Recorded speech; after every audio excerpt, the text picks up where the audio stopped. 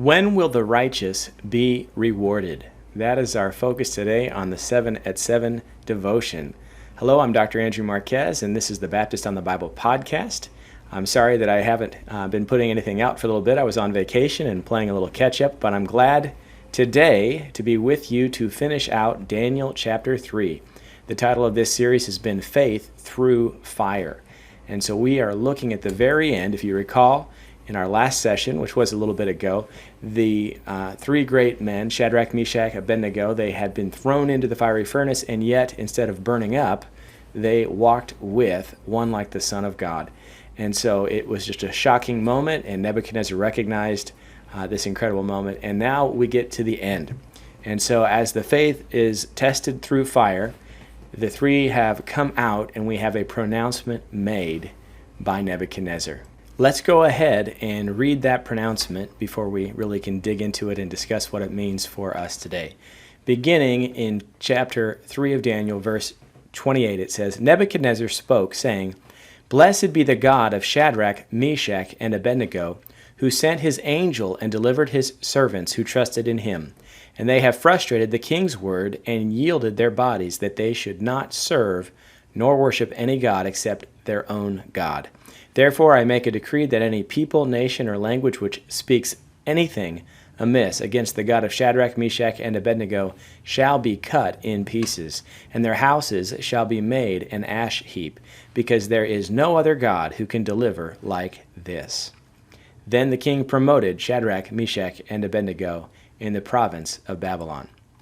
So there we have it. The conclusion to that famous story of the fiery furnace is the promotion of the three that were meant to be executed, and now they are elevated. And so what we have here kind of is four motions. We have the applause that comes from Nebuchadnezzar as he sees them coming out. Remember, he called them to himself, saying, come on out of the furnace here.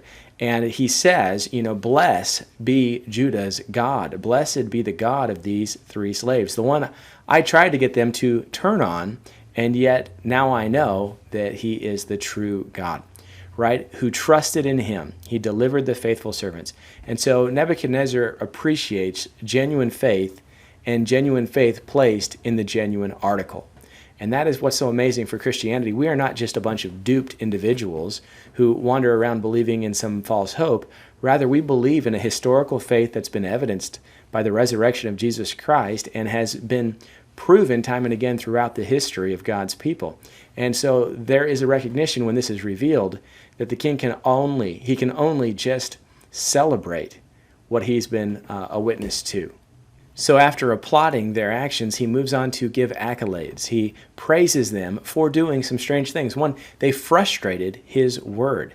Why would he praise someone for frustrating his plan? It's because they kept him from actually succeeding in a terrible offense against God. They frustrated my word. He's actually pleased because he recognizes that they serve the true God, and he doesn't want to have the blood of the servants of the true God on his hand. And he's really, impressed with these guys. It's as though he had great respect for their willingness to sacrifice themselves for their belief. He says that they yielded their bodies. So even though he was angry, even though he had been frustrated and he acted rashly, he is now celebrating their obedience because it revealed God's intention, but also their obedience revealed to him what true faith looks like. He gives an admonition. So any accusers going forward that accuses their God will be cut to pieces and their houses will be burned. So Nebuchadnezzar has redirected his wrath. And when the rewards come for God's people, the faithful servants, it usually means that the punishment will also come for the enemy and for those that accused the saints. We know that in the final judgment, when Jesus comes again, there'll be a separation, and that will be a great day of glory for God's people, but it will also be a terrible day for the enemies of God, Satan, his angels, and those that serve them. So we have accolades, admonition, and finally awards. At the very end of it all, the promotion that they had received earlier is now extended even greater. So because of Daniel's faithfulness, they had been made administrative leaders, and now they're going to be elevated even higher. The miracle requires a response. when the king sees the hand of God, he must respond. And so what do we learn from this? What we learn is that despite the odds that you face as a Christian and the things that you feel are coming against you by false authorities, when you are true in your faithfulness and you are obedient to God as he has called you, or as you understand his call, that God is going to reward you. And that reward will actually shame your opponents. It will bring other people to Christ, and it will result in your ultimate elevation.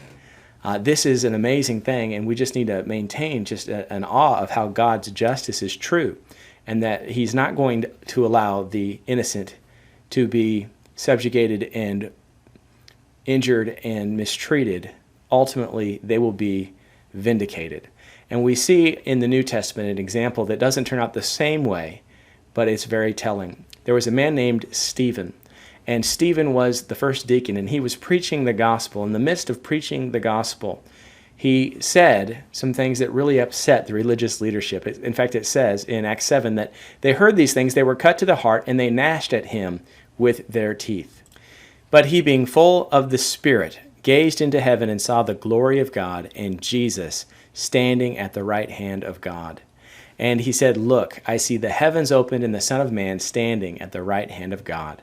Then they cried out with a loud voice, stopped their ears, and ran at him with one accord. And they cast him out of the city and stoned him. And the witnesses laid down their clothes at the feet of the young man named Saul. And they stoned Stephen, and as he was calling on God, saying, "Lord Jesus, receive my spirit," then he knelt down and cried out with a loud voice, "Lord, do not charge them with this sin." And when he had said this, he fell asleep. Stephen was faithful, and he was received by Jesus himself. Be faithful today. The reward is coming. God bless and take care.